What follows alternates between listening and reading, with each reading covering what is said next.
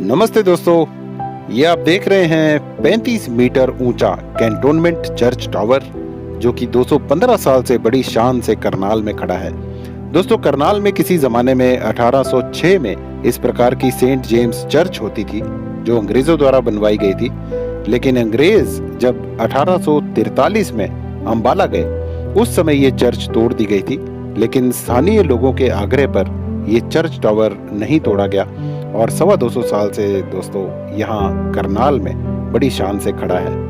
अब इस church tower के गेट हमेशा के लिए बंद हैं दोस्तों, क्योंकि अंदर जहरीले जीव और चमगादड़, छिपकलियां इस टाइप के जीव हैं, तो इसलिए किसी का जाना इसमें अलाउड नहीं है। दोस्तों, 1806 में करनाल को अंग्रेजों ने यूरोपियन शैली में विकसित करना प्रारंभ किया था और बहुत ही सरल और खूबसूरत और आधुनिक भवन बनवाए गए थे, जिनमें रहने के लिए घर, बंगले, फौजी बैरक और शॉपिंग सेंटर होते थे।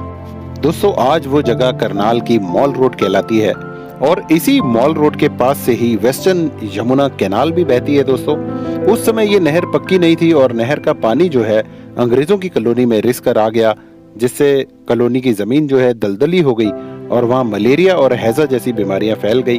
और उस समय इस महामारी का इलाज नहीं होता था दोस्तों, क्योंकि सर रोनाल्ड रॉस ने मलेरिया पर खोज की और 1902 में ही उसका इलाज खोजा गया। इलाज ना होने के कारण दोस्तों 1806 से लेकर 1842 तक बहुत से अंग्रेज व उनके परिवारजनों की मृत्यु हो गई और मलेरिया एक महत्वपूर्ण कारण बना, जिसकी वजह से अंग्रेजों ने करनाल छोड़ना उचित समझा और वो 1840 में अंबाला चले गए। दोस्तों, यहाँ उन्हीं अंग्रेज सैनिकों व उनके परिवारजनों का कब्रिस्तान है जहाँ उनकी 500 से अधिक कब्रें हैं।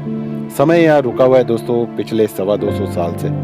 दोस्तों, इस ऐतिहासिक स्थल की देखरेख ASI के अधीन है, परंतु आर्कियोलॉजिकल सर्वे ऑफ इंडिया कहता है कि बागवानी विभाग यहाँ बाग बनाएगा और इस स्थान का सौंदर्यीकरण करेगा, परंतु दोनों ही इस स्थल की अनदेखी कर रहे हैं दोस्तों, और यहाँ विशाले जीव व घास व झाड़ियों के ढेर लग गए हैं। दोस्तों, इन कब्रों पर अंग्रेजों के नाम व उनके परिवारजनों के नाम लिखे हुए हैं, जिससे इस कब्र की पहचान हो सकती है।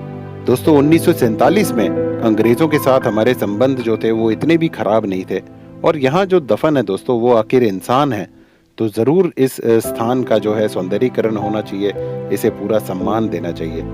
दोस्तों, यहाँ जो कब्रिस्तान है यहाँ समय 215 सालों से ऐसे ही रुका हुआ है और ये ब्रिटिश कालीन इतिहास की विरासत है जो हमारे देश में मौजूद है।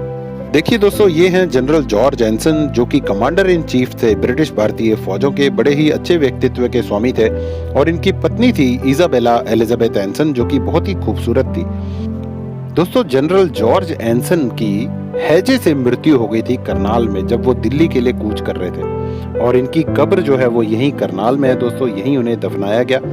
बाद में दोस्तों इनके जो रिश्तेदार थे वो यहाँ आए और इनके अवशेष यहाँ से निकाल कर ले गए, और इंग्लैंड में एक कैंसल ग्रीन सिमेट्री है, ये देखिए, यहाँ पर वो अवशेष जो है दबा दिए गए। दोस्तों, ये कब्रिस्तान बहुत ही सहेज कर रखना चाहिए और इस स्थान की साफ सफाई व सौंदर्यीकरण करना चाहिए, जिससे आज की पीढ़ी जो है दोस्तों वो ये जान पाएगी कि ब्रिटिश किस तरह के थे और इन इंसानों की मृत्यु किस कारण से हुई थी।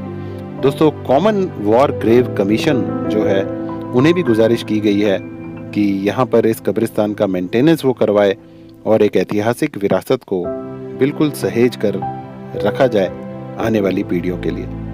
तो दोस्तों, ये बहुत ही खास जगह है, करनाल में ऐतिहासिक जगह है। जब भी आप करनाल आए तो ज़रूर यहाँ पर आ सकते हैं, लेकिन थोड़ा सा बच के रहिए, क्योंकि यहाँ पर झाड़ियाँ और काफ़ी घास फूस उगी हुई है और जहरीले जीवों का खतरा हो सकता है। दोस्तों, बहुत बहुत धन्यवाद।